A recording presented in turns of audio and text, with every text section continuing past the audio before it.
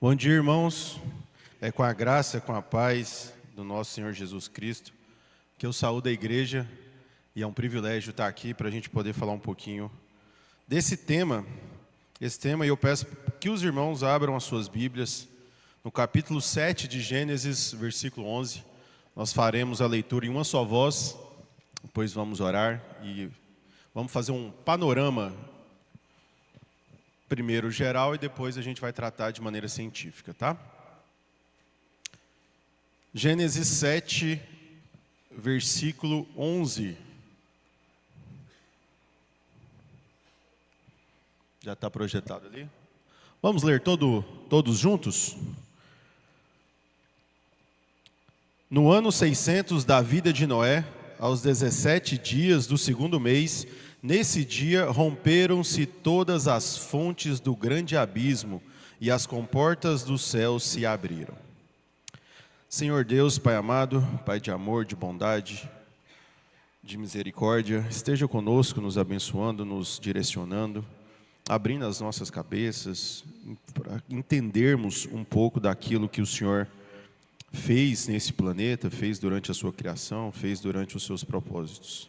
Me usa como um instrumento para que a palavra seja dada, seja pregada e que a gente saia daqui com mais conhecimento bíblico do que quando chegamos. Em nome do Senhor Jesus, amém. Irmãos, a gente tem que fazer um panorama do livro de Gênesis, começando da seguinte parte. Quem escreveu o livro, esse capítulo de Gênesis, não foi o Noé, né? Foi Moisés. E Moisés escreveu o Pentateuco, Gênesis, Êxodo, Levítico, Números e Deuteronômio, isso com o povo ali próximo de entrar na Terra Prometida. Então foi muito tempo depois da criação. A gente imagina que o dilúvio aqui tenha acontecido aproximadamente no ano 1200 após a criação, contando ali algumas genealogias, algumas pessoas que viveram muito tempo ali. Se a gente for contar que Abraão nasceu 2 anos depois da morte de Noé, e que Noé viveu mais 300 anos após o dilúvio, então a gente tem ali Abraão começando a sua trajetória, a sua vida, ali no ano 1500 depois da criação. Aí depois teve toda a genealogia, chegou ali José para o Egito, teve os 400 anos de escravidão ali, e depois 40 anos no deserto até chegar na Terra Prometida. Então foi aproximadamente 2000 anos após a criação do mundo que aconteceu a escritura, né? Que Moisés escreveu esses livros. Qual que era o propósito de Moisés escrever os livros que ele escreveu, principalmente aqui no começo que a gente está lendo sobre Gênesis? Encorajar o seu exército a entrar na Terra Prometida, a confiar naquele Deus que proveu, que criou, que sustentou, que fez tudo aquilo para que o povo entrasse na Terra Prometida. Então, Moisés, ele não era perito em ciência. A Bíblia não é um livro científico. A Bíblia é um livro histórico-religioso.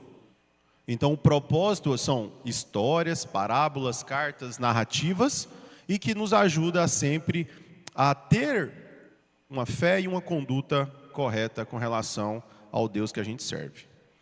O que a gente vai tratar sobre ciência aqui são algumas teorias, são algumas formas de como aconteceu isso. Aqui na igreja eu já trabalhei com criação e evolução na parte dos jovens.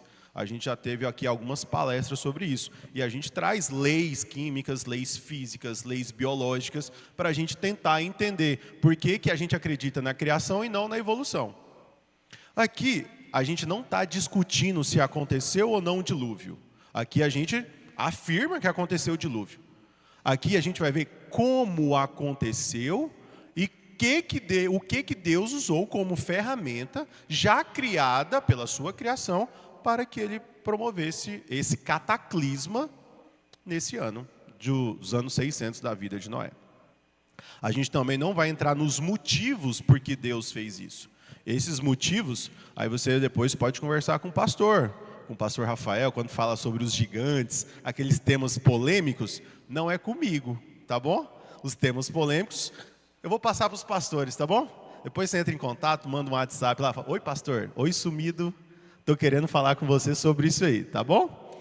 Então, eu vou pedir para você acompanhar comigo durante toda a explicação. No final vai ter um momento para perguntas, porque eu acredito que talvez as suas perguntas possam ser respondidas ao longo da palavra, tá bom? Então vamos lá. Para onde que eu aponto? Aí. O que a gente pode falar sobre o dilúvio? Primeira coisa que a gente tem que saber, como era a terra e como era o povo antes do dilúvio. A terra pré-diluviana, ela vem de um único supercontinente, que você estudou isso lá em geografia, no seu ensino fundamental, que era chamado de Pangeia. Nós tínhamos ali o oceano de Tétis. A Bíblia não é contra isso, até porque, abra sua Bíblia lá em Gênesis 1:9, que a gente vai falar sobre isso aí. Deixa eu pegar aqui, Gênesis 1:9.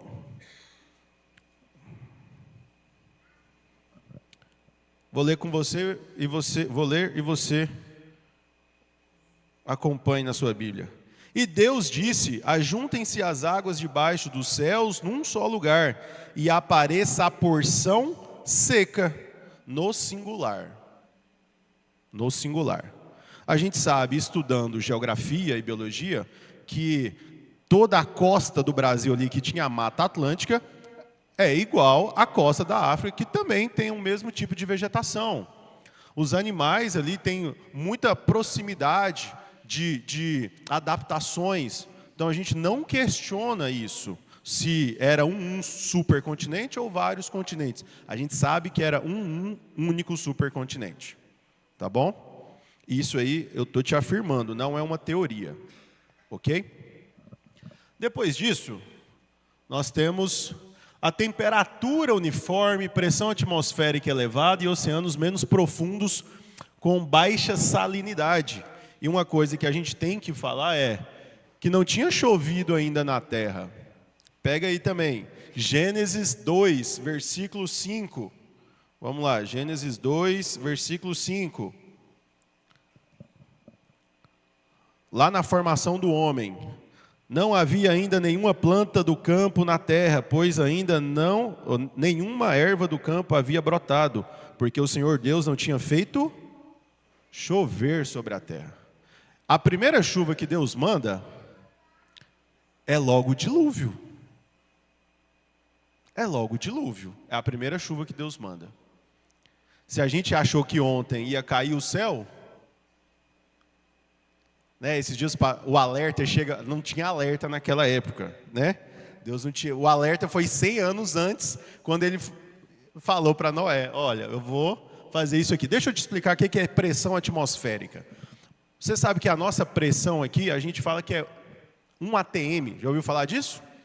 Esse ATM significa atmosfera, então é uma atmosfera. A atmosfera que vai lá da última parte da atmosfera até o nível do mar, a gente chama isso de uma atmosfera, tá bom?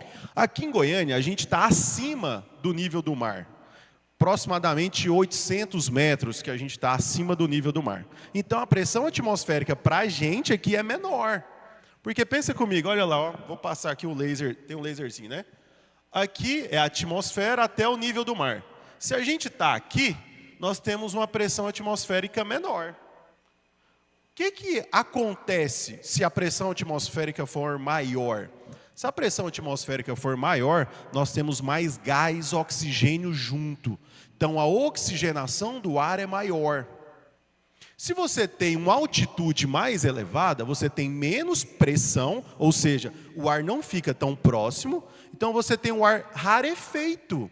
É isso que a gente estuda quando a gente vê o Brasil jogando as eliminatórias, que vai jogar lá no Peru, vai jogar lá na Bolívia, lá no Equador, fala assim, lá o ar é rarefeito. Por quê? Porque a pressão atmosférica é menor.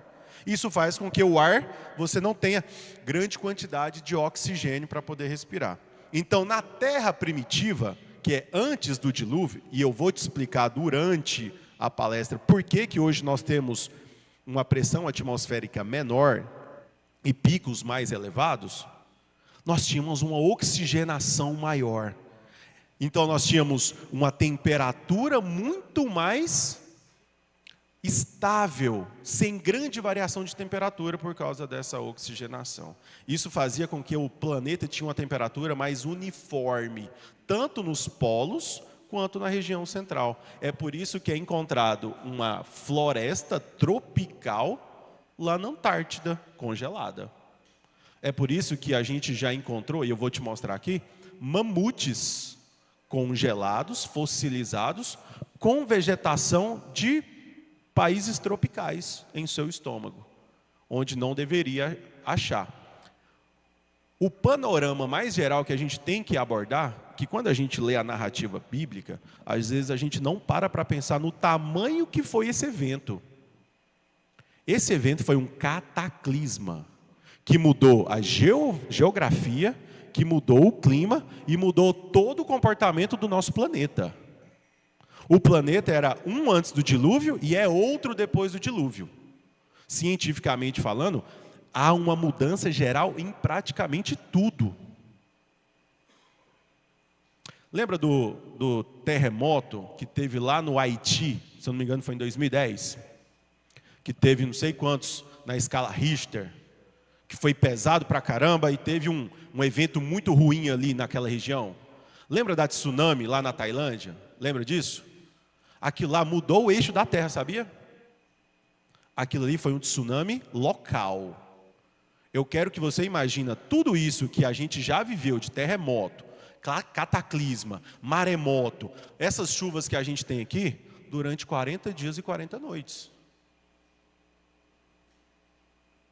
Quando a gente lê a narrativa bíblica, a gente fala assim, aconteceu o dilúvio, Deus dizimou boa parte da população, salvou alguns porque achou graça em Noé. E tem hora que a gente faz a leitura e a gente não percebe o tamanho que foi isso.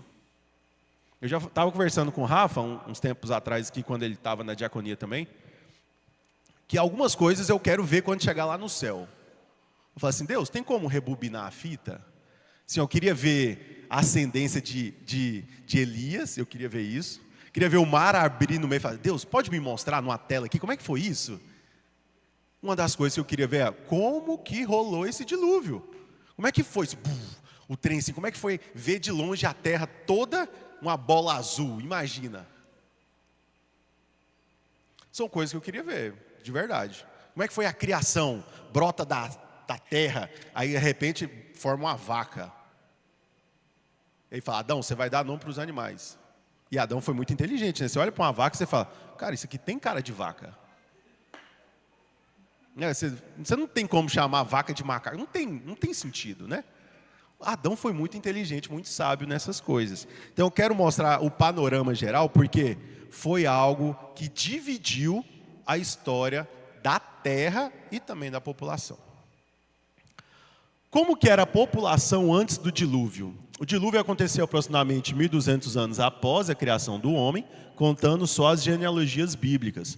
Contando guerras e pestes, pode ser que a gente tenha 700 mil a 2 milhões de seres humanos.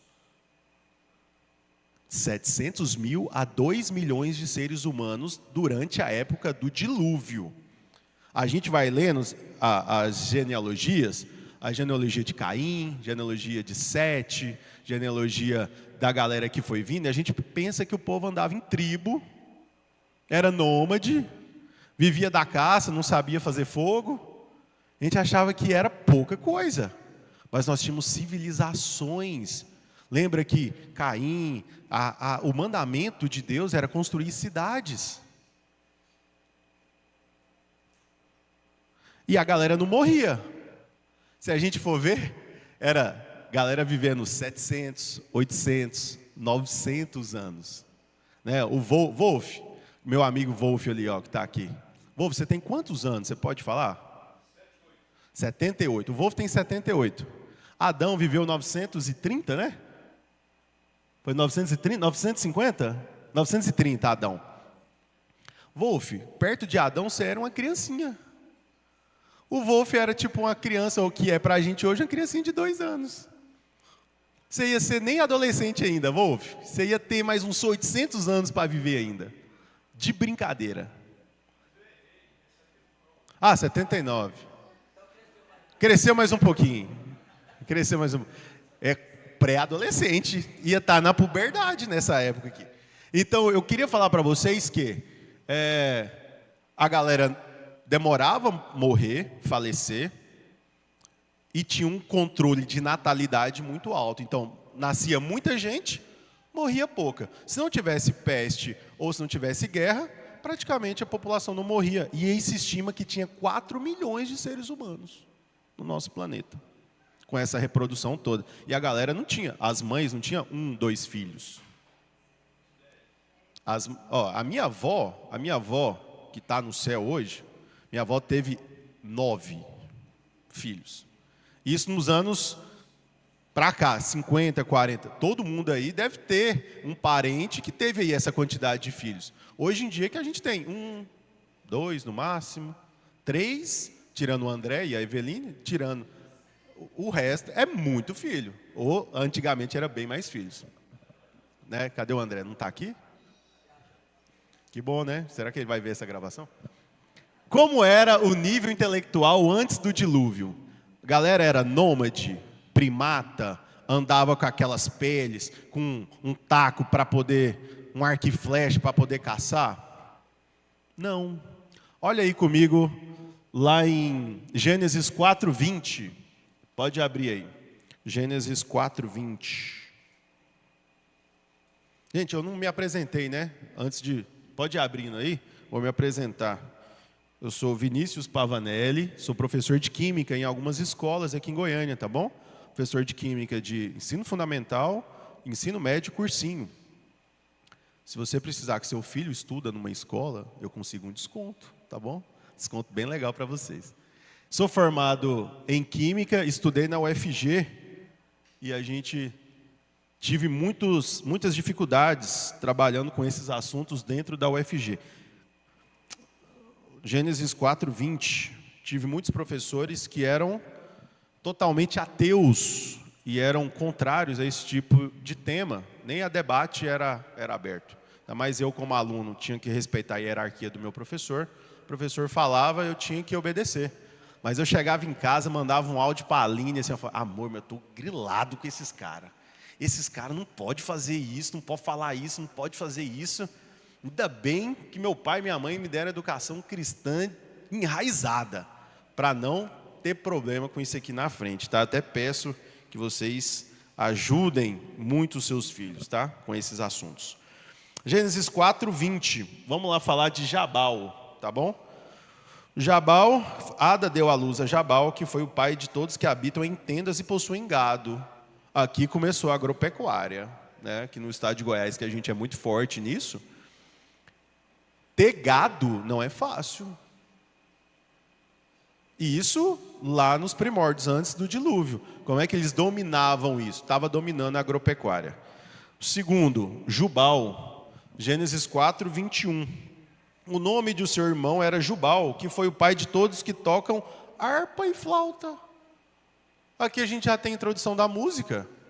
Para quem sabe tocar alguma coisa, sabe que música não é fácil de se aprender.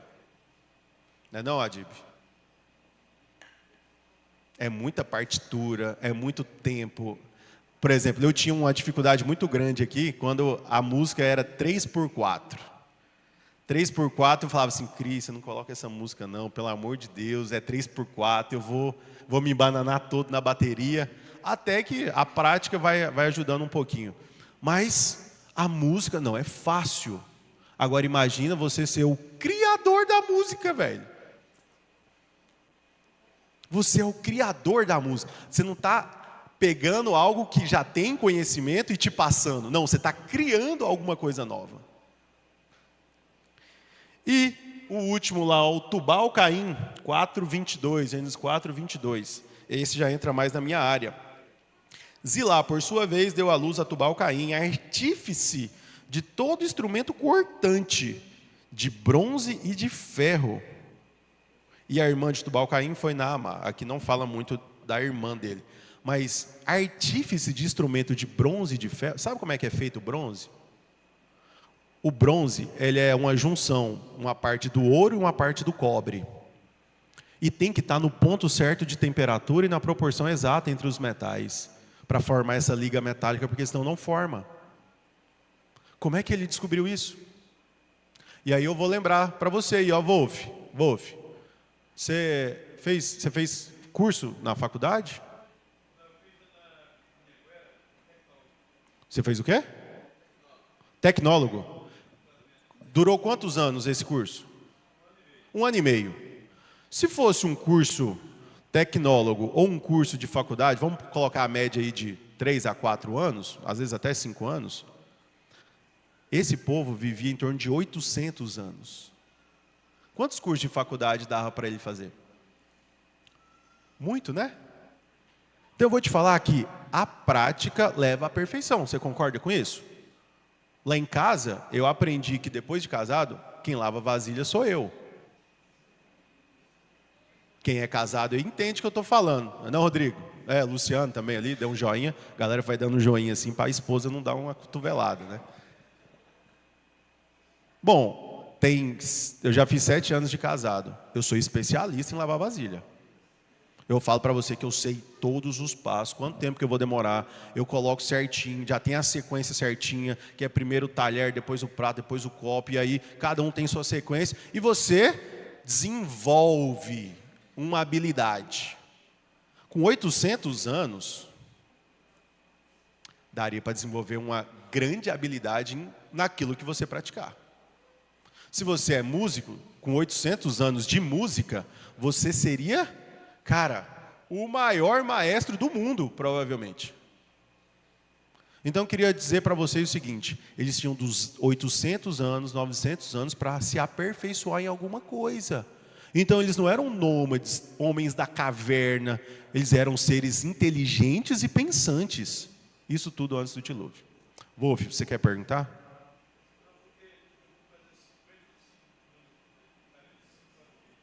De casado. Ah, você não aprendeu a lavar prato. Wolf, tá em tempo ainda, né? Dona Rose, ó.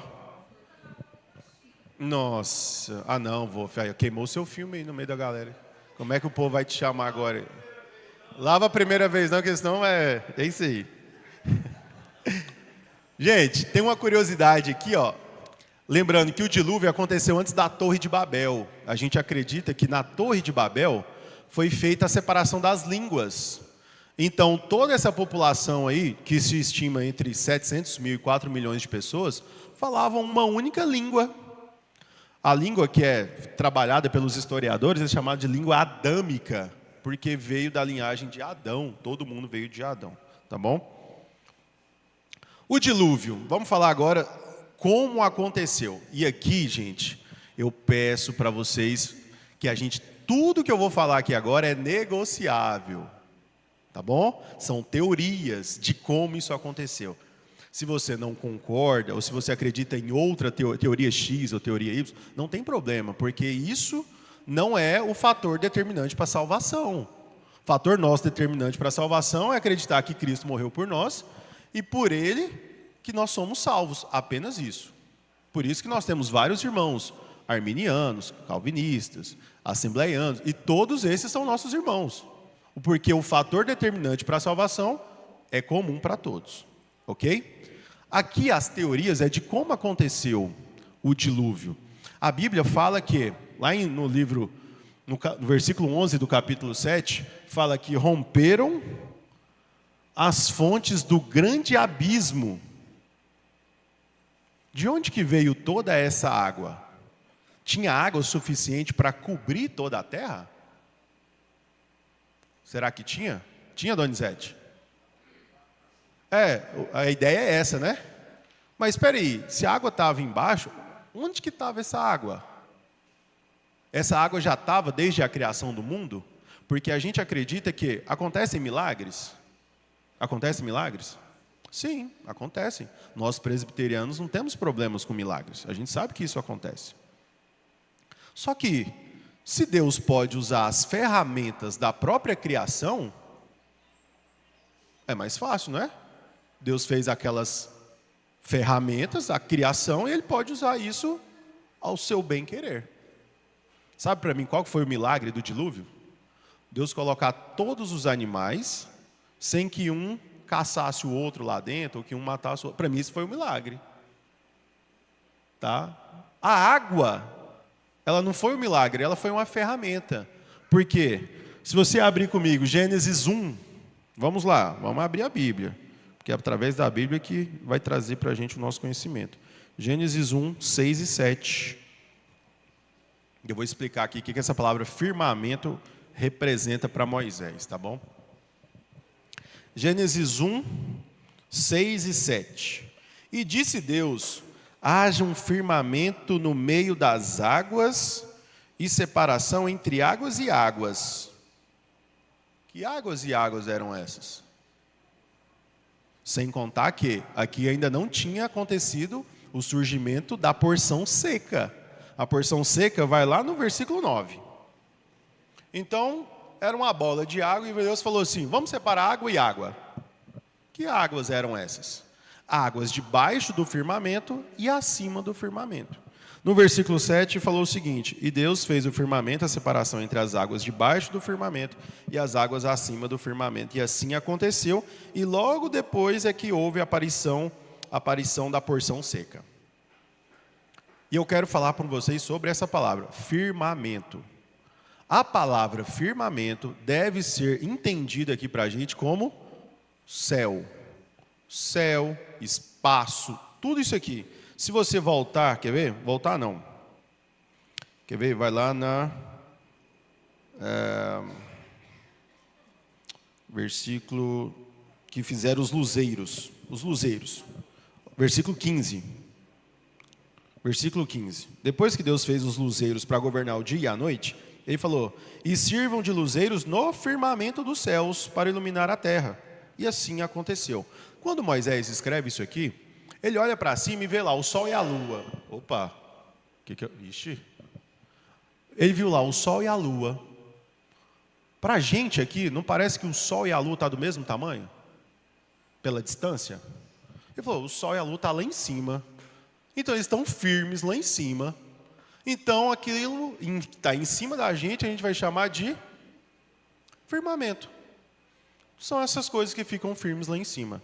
A gente hoje, que a gente sabe onde está o Sol, a gente sabe onde está a Lua, a gente sabe que a Lua é um satélite que gira ao redor da Terra, a gente sabe que o Sol, ele é o nosso é uma estrela de quinta grandeza, onde a Terra orbita no movimento de translação ao redor do Sol.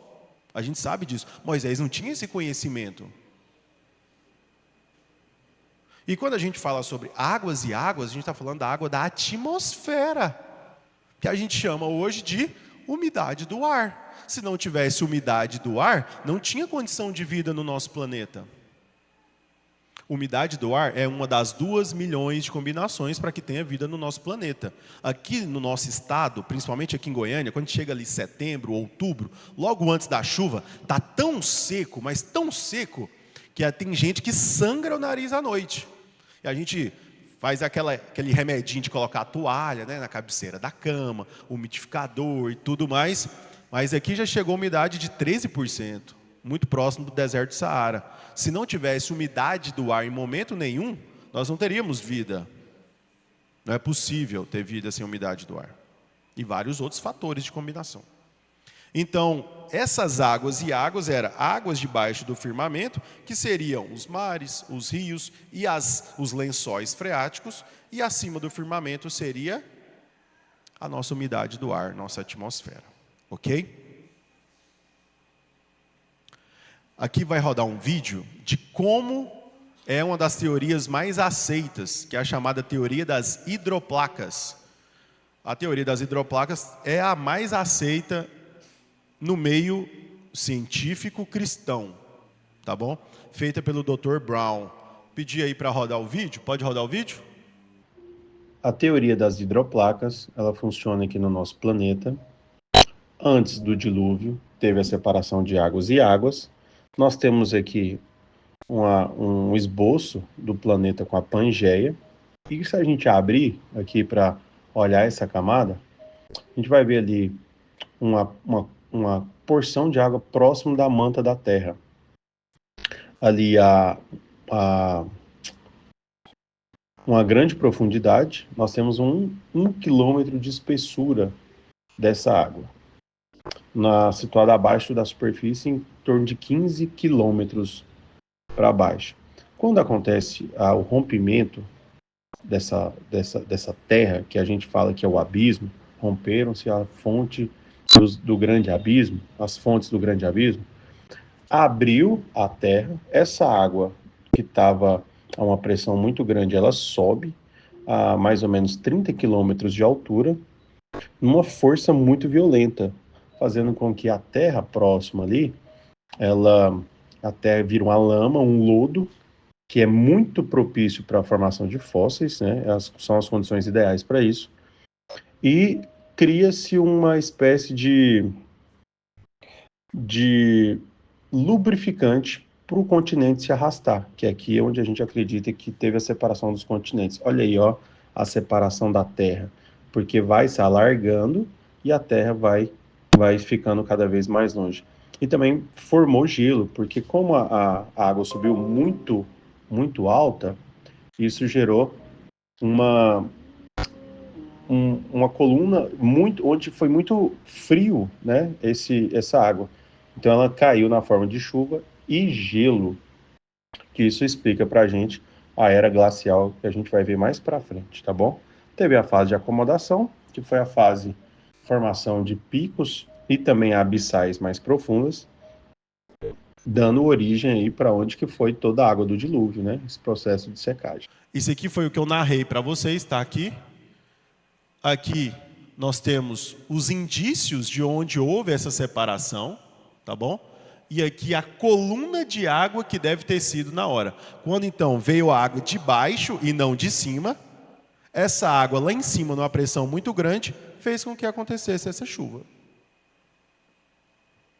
E aí nós temos a fase de deriva continental. O que é a fase de deriva continental? Esse arrastamento dos continentes. Como se tornou os continentes separados. Nós tínhamos aqui uma Pangeia e aqui nós temos todos esses continentes separados por esses oceanos. Aqui que eu quero focar com vocês, ó. Isso aqui, se eu não me engano, é a Cordilheira dos Andes. Nós temos aqui várias fossas abissais. Nós temos grandes resquícios da erosão. E essa imagem aqui, para mim, é a principal. Você consegue ver ela com nitidez aqui? Não consegue, Doni? Consegue ver com nitidez aqui? Essa imagem aqui em cima? O que está acontecendo aqui, ó? Parece que está encavalado.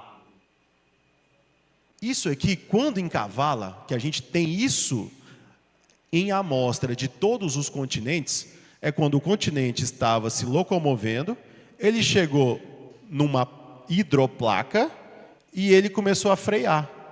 E aí a Terra mesmo foi encavalando. No momento em que ela foi encavalando, ela foi formando os picos mais altos. Então teve um grande encavalamento na Patagônia, na Cordilheira dos Andes, no Pico do Everest, em vários outros lugares do mundo onde nós temos picos muito grandes. Quando você viaja aqui no estado de Goiás, você vê uma montanha, outra coisa, isso aí é resquício do dilúvio.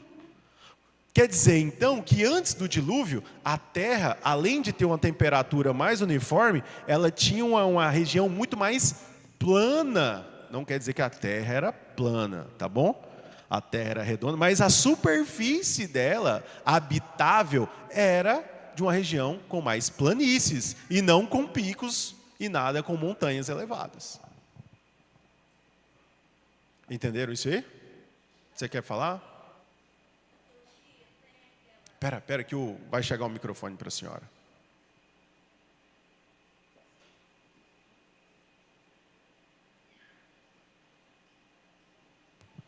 E a questão ali na Turquia, por exemplo, Capadócia. Capadócia é tudo assim formado, igual agora, descobriram aqui em Goiás. Só que lá são enormes, que eles chamam de chaminé de fada. E tem outros lugares ali na Capadócia que tem rochas imensas.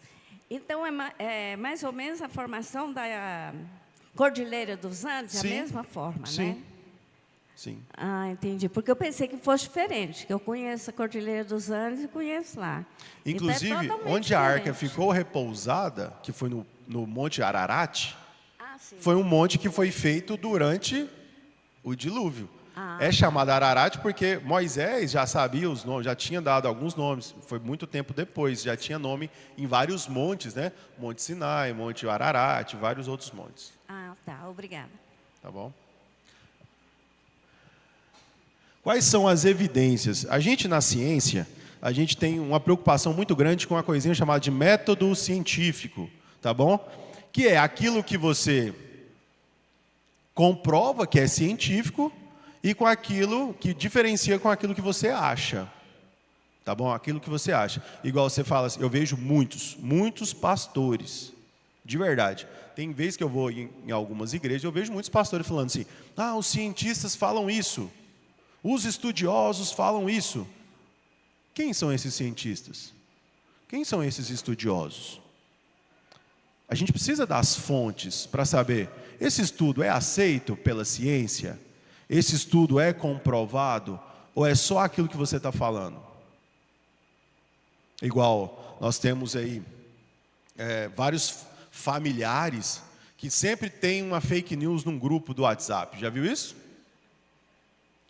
Teve uma vez que eu estava num grupo, e não vou falar uma tia, mas uma tia mandou para mim, mandou lá no grupo, que tinha um alho com pH 19. Eu falei, alho? Alho é ácido. A escala de pH é abaixo de 7 que é ácido, acima de 7 é básico. Como que tem um pH 19? E a escala só vai de 7 até 14. E aí a gente vincula muito essas coisas sem ter a noção daquilo que é verdadeiro e daquilo que não é. E nós cristãos, agora vem a parte que você precisa, você vai sair daqui hoje pensando nisso, nós cristãos, a gente não pode cometer o erro de mentir ou de espalhar uma falsa verdade. Principalmente a gente, que é tão mal falado lá fora.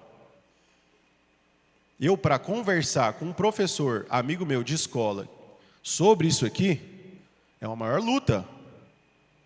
Porque ele vai falar para mim que eu sou bitolado, porque eu sou evangélico, que eu sou cabeça dura, porque eu não sei escutar o outro lado, porque eu sou irredutível na minha forma de falar. E até convencer a pessoa para falar isso, eu ainda tenho que falar não só de Bíblia, eu tenho que falar da ciência, que é o ramo que ele entende. Para falar assim, olha, a ciência fala isso e isso. Será que a Bíblia também não está certa? Se a gente está vendo que a ciência fala isso como verdade, a Bíblia também fala, será que a Bíblia não está certa? Então, sempre que você for divulgar alguma coisa, leve a fonte, leve o artigo científico, leva lá o código do site, para você ter um respaldo, para falar assim, olha, eu estou respaldado nisso, não é no que eu acho. Entendeu? Vamos lá. Aqui nós temos a fonte de um mamute sendo encontrado lá na Sibéria com vegetação de floresta tropical. Tem floresta tropical na Sibéria? Não que eu saiba, mas pode ter tido? Sim, porque antes do dilúvio as condições climáticas da Terra eram diferentes. Você consegue encontrar baleia, fóssil de baleia no deserto do Saara? O que uma baleia estava fazendo no deserto do Saara? Hã? Foi comer areia. É, mais ou menos isso, né, Silvio?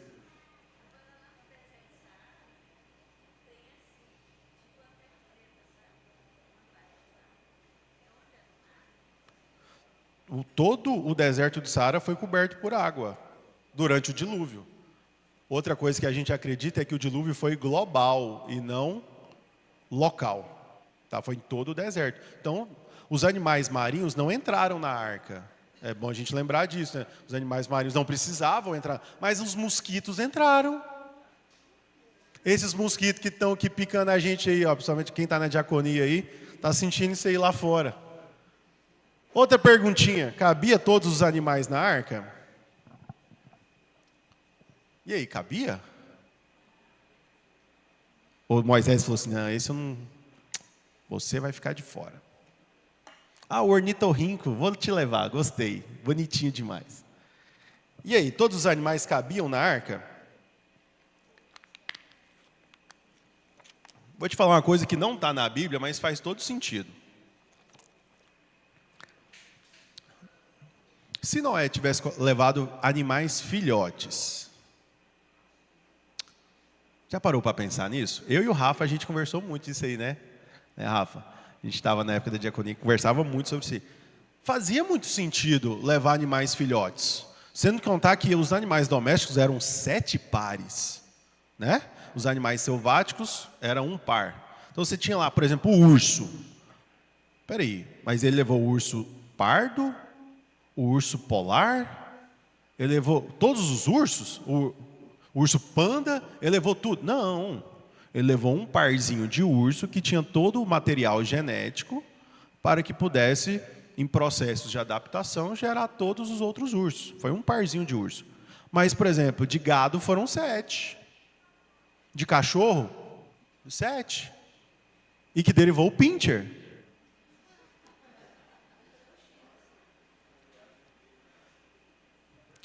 Eu acho que o pincher é a incorporação do Satanás, tem hora.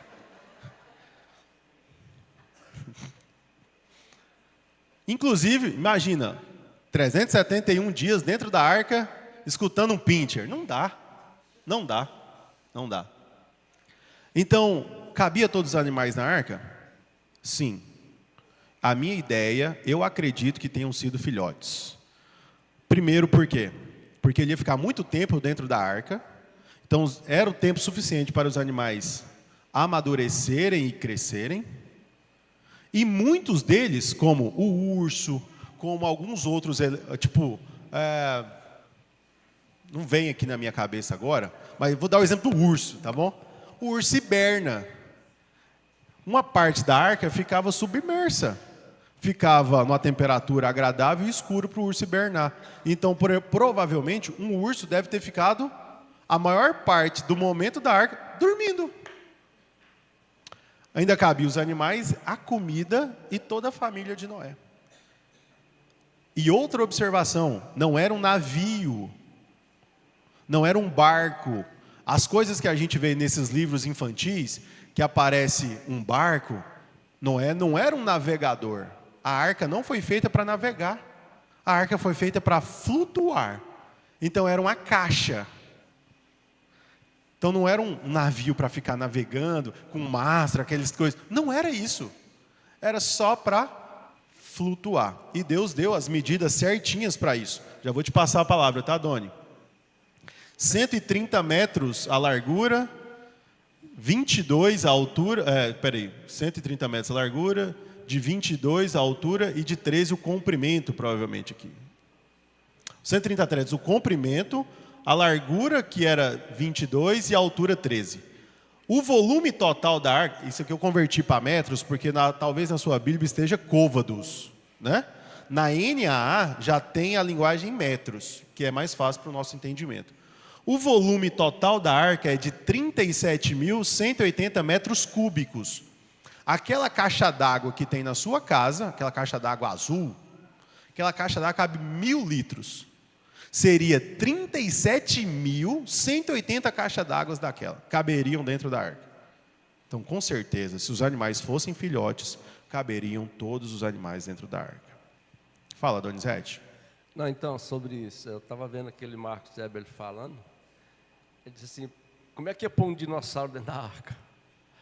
Aí, ele estava falando que poderia levar os ovos, né, do bicho. Chocar lá dentro, né?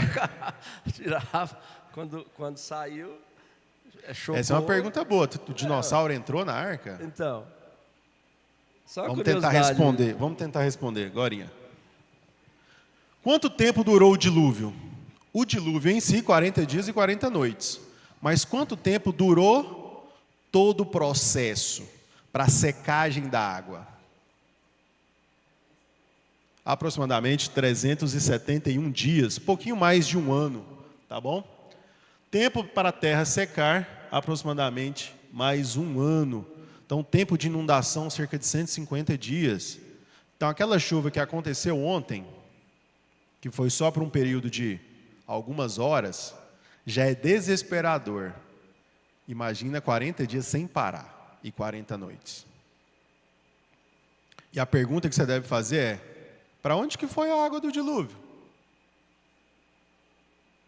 Você já se perguntou?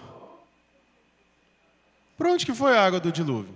Uma parte evaporou, foi para a atmosfera, só que os picos ficaram mais altos. Então gerou uma nova porção seca. A gente está aqui acima do nível do mar.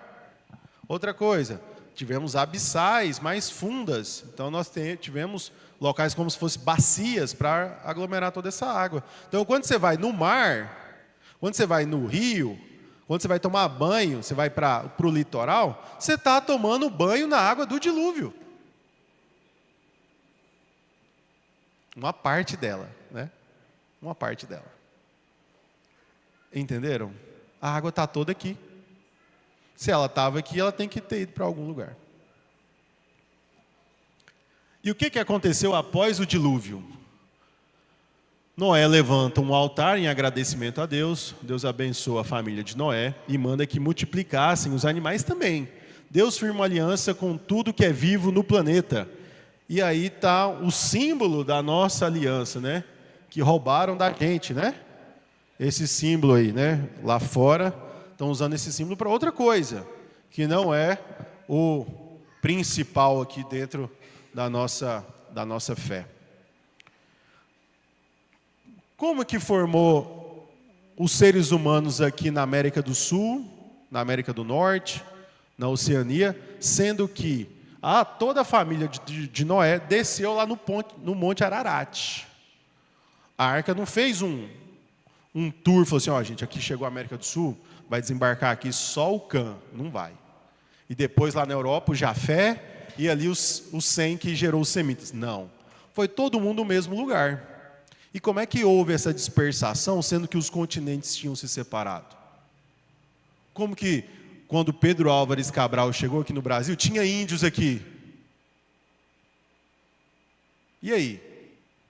Bom, essa aqui é outra parte que a Bíblia não aborda, mas a ciência comprova uma era glacial próxima, menos de 5 ou 6 mil anos. Essa era glacial, como eu falei para vocês, que a chuva tenha gerado esses flocos de neve, pode ter gerado uma era glacial que emenda aqui, quem joga War, Vladivostok, com Alasca, aqui, aquela região da Rússia com o Alasca, uma era glacial muito gelada. Aqui tem muitos arquipélagos e ilhas, então poderia ter tido uma migração.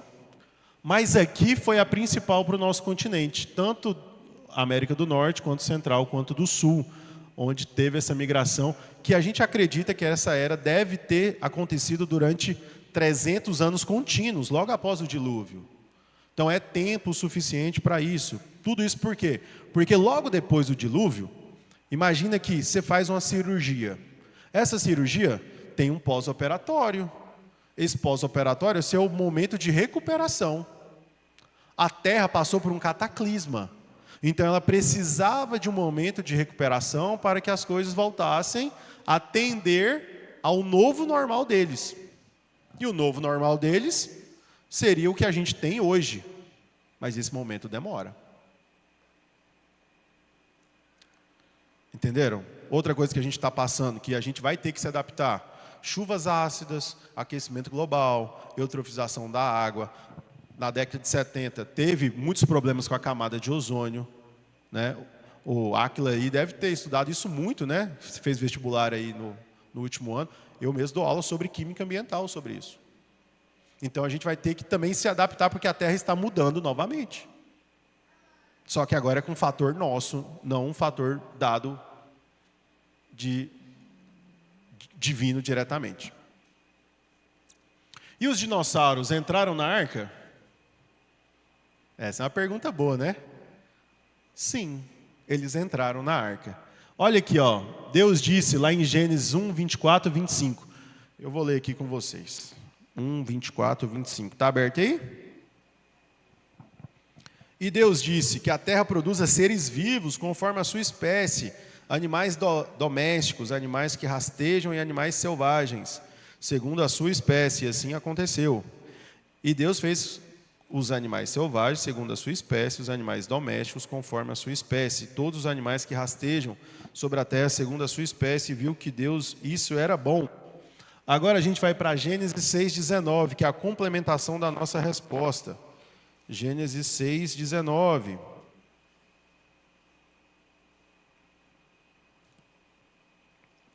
De todos os seres vivos, você fará entrar na arca 2 de cada espécie, macho e fêmea, para conservá-los vivos com você. Ele falou aqui a palavra todos. Todos os seres vivos. Ele não falou espécies aqui, ó. Ele falou todos os seres vivos. A única coisa que não fez entrar na arca foi os animais marinhos, porque não precisava. Porque não precisava. Mas ele fez entrar todos os seres vivos que ele tinha criado. A gente acredita que os dinossauros foram criados ali. Os animais, os dinossauros que voam no dia ali 4, e os animais, os dinossauros terrestres, no dia 5, que são os répteis, dentro dessa classe aí dos répteis. E aí a gente tem que perguntar, a Bíblia fala sobre dinossauro? A Bíblia não fala o termo dinossauro, porque o termo dinossauro foi dado por um cara chamado Richard Owen, em 1841. 1841 foi a primeira vez que foi dita a palavra dinossauro. Quando ele achou uma ossada de dinossauro, ele falou, isso aqui não é de nenhum animal que a gente conhece, e viu todo o fóssil, toda a carcaça disso. Então ele chamou de dinossauro. Então a Bíblia não fala o termo dinossauro, mas tem 2 que a Bíblia dá indícios que eram dinossauro e que aconteceram depois do dilúvio. Então agora é minha hipótese, tá bom? Não é uma lei, não é algo comprovado cientificamente, mas a gente está aqui para pensar e entender o que aconteceu. Provavelmente os dinossauros saíram da arca. Com um novo clima, nova terra, nova geografia, não houve uma adaptação esperada. E essa adaptação esperada, como ela não aconteceu evolução, aconteceu uma extinção. Vários animais que a gente conhece hoje, muitos deles se salvaram por causa do seu processo de adaptação. Mas e aqueles que não se salvaram? A gente está falando dos dinossauros, mas podem ter existido outros que não se salvaram nesse processo de adaptação. Vou dar um exemplo para você. Quem acompanha tênis, esses torneios de tênis, eu acompanho muito, e no ano passado eu vi o torneio de Wimbledon, que acontece lá em Londres, na Inglaterra. Olha para você ter uma ideia. Temperatura de 33 graus lá em Londres, na Inglaterra, tinha gente morrendo. Porque as pessoas, naquele momento, não estavam adaptadas para isso. 33 graus para a gente aqui é uma brisa. É frio para a gente aqui, né? É de boa, 33 graus. A gente aguenta até mais um pouquinho, né?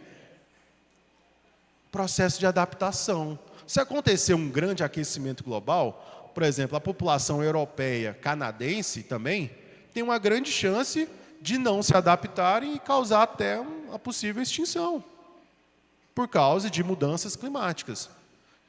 O dilúvio foi um cataclisma. Mudanças climáticas, mudanças geográficas, mudança de todo o planeta. Todo o planeta passou por uma reformulação. Então é bem provável que os dinossauros da época não se adaptaram a esse processo. Aí, professor, e o meteoro? Eu escuto isso muito na escola. E o meteoro? Qualquer desculpa que o povo lá fora puder dar para que fala que a Bíblia não é a verdade, eles vão acreditar em qualquer outra coisa.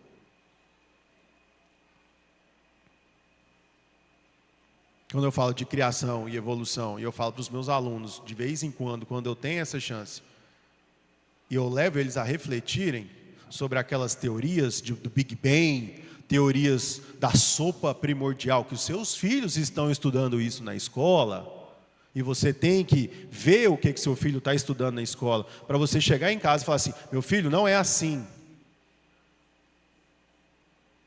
Qualquer outra coisa que o mundo pega para falar, olha, Deus não existe, você é o centro do universo, carpe diem e por aí vai, essas coisas, eles vão se apegar, inclusive um meteoro. Um meteoro matou os dinossauros há não sei quantos bilhões de anos atrás. Peraí, mas está aqui, ó, Deus fez todos os seres vivos, no dia 4 e no dia 5 e no dia 6. Então Deus fez os dinossauros aqui também. Tá bom? O que a Bíblia fala dos dinossauros? Lá em Jó 40, de 15 a 24, ele vai descrever o chamado Behemoth. O Behemoth, às vezes na sua Bíblia está traduzido como hipopótamo. É uma tradução muito equivocada. Por quê? Porque ele descreve que a sua cauda é como um cedro. E sua cauda sendo como um cedro, seria mais ou menos, ali a cortina não me ajudou um pouco, mas seria mais ou menos como esse dinossauro aqui. Quando ele descreve o Behemoth para Jó. Né? O pastor está falando sobre Jó, já chegou nessa parte aí, pastor? Do Jó 40? Ainda não, né? Quando chegar eu te presto esse slide aí, só fala, ó, Behemoth, pá. Tem o Leviatã também, que Deus escreve para Jó como uma criatura marinha colossal, com escamas impenetráveis e capaz de cuspir fogo. Tipo o monstro do Lago Ness, né? Que a gente vê isso muito nos desenhos. Cara, a Bíblia descreve isso aí.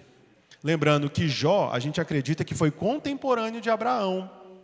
Então foi próximo ali, depois do dilúvio. Foi ali entre os anos 500 depois do dilúvio. Noé morre com 900 anos, o dilúvio aconteceu no ano 600. Então Noé vive ainda mais 300 anos. 2 anos depois que Noé morre, nasce Abraão. Abraão possivelmente foi contemporâneo de Jó. Então ainda estava ali na era glacial, possivelmente. Nós tínhamos ali, talvez, esses dinossauros presentes na Terra. Outras coisas que podem ter extinguido os dinossauros foi a caça, a matança, ou então até a própria preservação humana numa luta contra eles para poder sobreviverem. Tá? É citado também num livro anglo-saxônico, no inglês arcaico, chamada A Lenda de Beowulf. Já ouviu falar? Tem até um filme, A Lenda de Beowulf, com a Angelina Jolie, tem outros atores importantes. A Lenda de Beowulf é contado sobre aqueles dinossauros tipo aqueles pássaros muito grandes, com envergadura muito grande, e isso nos anos 1200 depois de Cristo. Será que é um mito? Até onde que é um mito? Tá bom? E é isso, gente. Alguma pergunta que eu consiga responder? Ficou claro? Pode falar, Fernanda. Vou tomar um café aqui, tá, gente?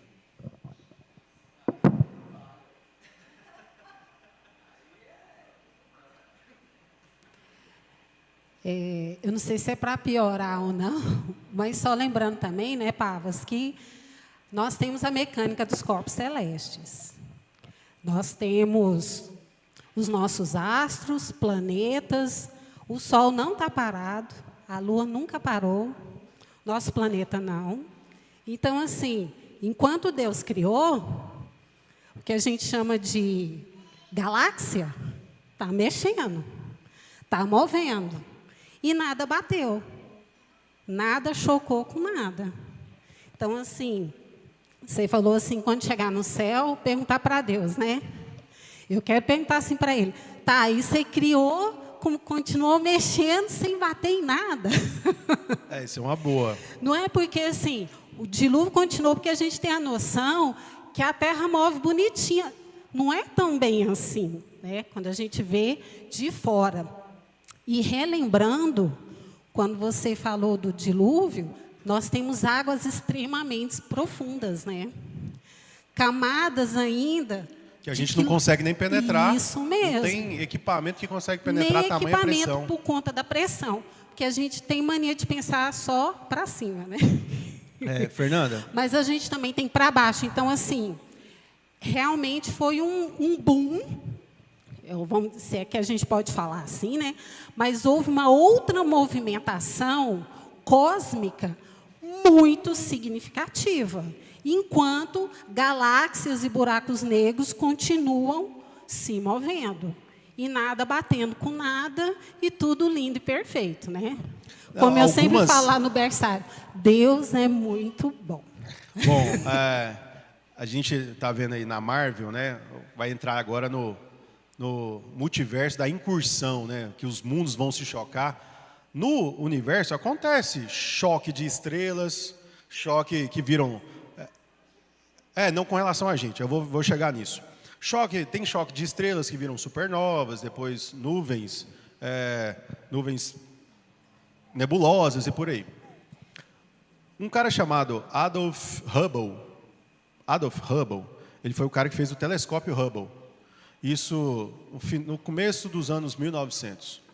Ele viu, e é até aí que vem a teoria do Big Bang, de que o universo está sempre em expansão e tudo mais. Ele viu um negocinho chamado de Blue Shift e Red Shift. O que é isso? Todo o corpo celeste que emite uma luz vermelha, ele está se afastando um do outro. Toda vez que ele emite uma luz azul, eles estão se aproximando um do outro. Quando ele olha para a Terra, está tudo se afastando da Terra. Tudo. Não tem nada que está se aproximando da Terra. Então, daí vem a primeira teoria. A Terra ser o centro do universo. Tem essa teoria. Ela não está no centro do sistema solar, mas como está tudo se afastando, acredita-se que a Terra esteja no centro do universo. Eu acredito que Deus colocou a gente num lugar privilegiado, com a combinação de fatores extremamente grande para que tenha vida, e que a gente consiga ter uma vida boa, onde a gente consiga sobreviver. Não é vida de micro-organismos, bactérias e tudo mais, mas uma vida inteligente aqui, e que essa vida possa ser sustentada. A gente não poderia viver, por exemplo, em Vênus, a gente não poderia viver, por exemplo, em Marte, porque não tem atmosfera. Nosso é o único planeta extremamente habitável, onde que não tem nada se chocando conosco, e que é perfeito para a gente viver. E aí eu falo para os meus alunos, será que isso é coincidência? A primeira coisa que eu pergunto para os meninos, é muita coincidência, você não acha, não? É muito perfeito. Como é que pode ser muito ao acaso? Aí eu uso algumas leis químicas e físicas para explicar para eles. Por exemplo, na segunda lei da termodinâmica, fala que tudo sai do organizado para o desorganizado. Como que o desorganizado se transformou em vida, que se transformou em todas essas combinações para que tenha vida? Então, são essas perguntas que eu faço muito para os meus alunos e tenho feito e quero fazer cada vez mais para vocês. Minha mãe vai falar ali agora e depois eu já vou fazer... Alguém mais quer falar, gente? Pode ser então a última? A galera está ficando com fome? Como é que está aí? Vai falar e depois a gente ora e encerra. Eu gostaria que você explicasse como que os cientistas hoje falam que a Terra tem bilhões e bilhões de anos, essa questão do carbono 14. Pode falar sobre isso para nós um pouquinho? Posso, mãe. Quer me complicar, né? A mãe, né? Minha mãe é impressionante. Mãe, é o seguinte, tem gente que acredita que a Terra é nova e que não tenha mais do que 10 mil anos. Muitos cristãos acreditam nisso, tá? Eu vou ser bem sincero, eu vou falar o que eu acredito. Você não precisa acreditar no que eu acredito, tá? A Bíblia dá margem para essas duas coisas. No primeiro versículo de Gênesis, vamos ler lá. Gênesis 1.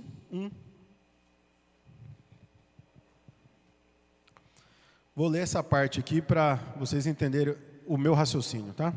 No princípio criou Deus os céus e a terra era sem forma e vazia, havia terra sobre a face do abismo e o Espírito de Deus se movia sobre a face das águas. Então disse Deus, haja luz e houve luz. E Deus viu que a luz era boa e fez separação entre luz e trevas. Deus chamou a luz dia e chamou as trevas de noite. Houve tarde e manhã no primeiro dia. Então o primeiro dia foi quando Deus disse, haja luz. Mas eu acredito que, quando Deus falou, Deus criou os céus e a terra, pode ter sido passado 14 bilhões de anos, sim, até que Deus tenha dito, haja luz. Eu acredito nisso. Os testes não são feitos com carbono 14. Os testes de carbono 14 são feitos só com seres que já foram vivos. Só seres vivos que possuem carbono 14. A terra é datada por causa do urânio. O urânio 238, que ele é radioativo, ele se decai até se transformar em chumbo, que é um metal não radioativo. Tudo que a gente tem de chumbo hoje no mundo, em algum momento já foi urânio. Qual que é a meia-vida do urânio? 14,3 bilhões de anos. Então, eu acredito sim, que tenha passado toda essa idade. Agora, quem não acredita, não há problema, porque Deus também pode ter criado uma terra com aparência de velha, não tem problema. Deus pode ter criado uma terra com já a idade. Deus não criou Adão? Adão tinha quantos anos quando Deus criou ele? O primeiro ano de vida do Adão, ele já era adulto. Ele criou um ser velho, jovem, adulto, um ser adulto. Que a gente imagina que Adão tinha aproximadamente de 25 a 30 anos quando Deus criou ele. Entendeu? É problema para Deus criar uma terra que aparenta ter 14 bilhões de anos? Não. Tá bom? Então tem essas duas vertentes. Fique à vontade para você escolher a que você quiser acreditar. Lembrando que não é aquilo que vai interferir na sua salvação. Fala, Rafa. Você quer falar? O Márcio está perguntando como os animais carnívoros se alimentavam dentro da arca. Bom, esse para mim foi um milagre. Esse foi o milagre. Que os animais carnívoros não tenham comido outros animais dentro da arca. Mas lembra que um mandamento de Deus para Noé é que levasse alimento para dentro da arca. Então não tem problema ter levado carne para dentro da arca, né? Fazer um churrasquinho ali no sábado, ver a paisagem do mar, aquele imensidão azul, né? Foi o primeiro churrasquinho ao ar livre ali, né? Na frente do mar. Beleza, gente? Podemos orar? Senhor Deus, Pai amado, nós te adoramos, te bendizemos. Obrigado, Deus, porque o Senhor é misericordioso, bondoso conosco e resolveu salvar Noé e a sua família e que nós somos descendentes diretos dele hoje. Senhor Deus, supre as nossas dificuldades, faça concordarmos em discordarmos em alguns assuntos, mas que isso não altere ou não afete as nossas relações como irmãos. Nos ajude a caminharmos, a aprimorarmos para que a gente possa educar os nossos filhos no caminho certo, segundo aquilo que o Senhor deseja para nós. Nos ajuda a sermos firmes, fortes, inteligentes para poder pregar a sua palavra no meio científico, no meio escolar, no meio do nosso trabalho e por aí vai. Em nome do Senhor Jesus, nos leve para os nossos lares e nos sirva com um bom almoço. Em nome de Jesus, amém.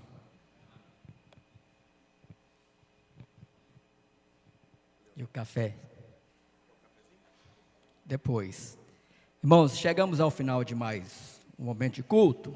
Quero só passar rápidos avisos para a igreja. Lembrá-los que na quarta-feira nós teremos reunião de oração, 19h30, na responsabilidade do Ministério Plenos em Cristo. Quero lembrá-los também que no primeiro domingo do mês de fevereiro, nós teremos a nossa assembleia ordinária, onde as contas do ano passado são apresentadas e também o orçamento do ano em curso. E se faz necessário da presença dos irmãos aqui nesta assembleia que ocorrerá no momento da escola bíblica dominical. Lembrar também que nós teremos culto noturno hoje e ainda queremos, além de agradecer cada um que se faz presente aqui, se há alguém que nos visita pela primeira vez, se for seu caso, peço para que você fique em pé, temos uma lembrança da igreja para entregar. Alguém que nos visita pela primeira vez, agradecemos aqui o casal, Deus possa abençoar ricamente, retorne quantas vezes desejarem, peço aos irmãos que estão próximos aí que possam cumprimentá-los no nome de Jesus. Vou passar a palavra para o Rodrigo, que vai falar sobre o nosso acampamento, depois estaremos encerrados. Bom dia, igreja. Alguns recados rápidos sobre o acampamento. Só atualizando, data de 14 a 17 de fevereiro. E as nossas inscrições, se eu não me engano, tem 92 ou 94 inscrições já. E a gente só tem 110 vagas. Então, se você não fez a sua inscrição, corre lá para você não ficar de fora, que já está acabando, tá bom? Eu tenho uma atualização a respeito do pagamento. Você fez sua inscrição, só que você ainda não pagou, certo? Você tem até o dia 30 de janeiro para efetuar o pagamento. Ah, preciso pagar tudo? Não. Você pode parcelar, você passar no cartão. Eu não tenho limite no meu cartão, não tem problema. Combina uma data de pagamento, vê quantas vezes você precisa. Porém, você tem que nos avisar e efetivar isso até o dia 30, tá bom? Independente da forma de pagamento. Isso aí é para a gente ter um controle financeiro e organização do acampamento, tá bom? Então não deixe para a última hora, na verdade a última hora já é agora, né? Pode.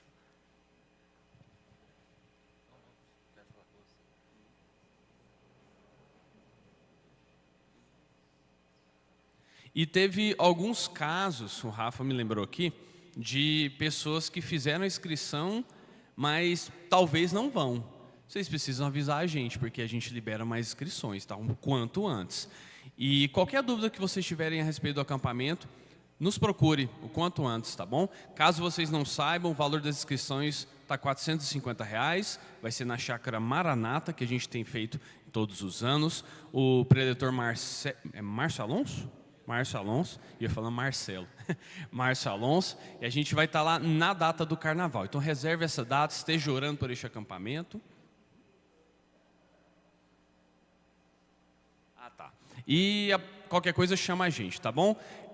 Agora vai ter uma reunião da equipe de música, aqui mesmo no templo. Então quem é da música, fica aí uns minutinhos, tá bom? No mais é isso, gente, obrigado, viu?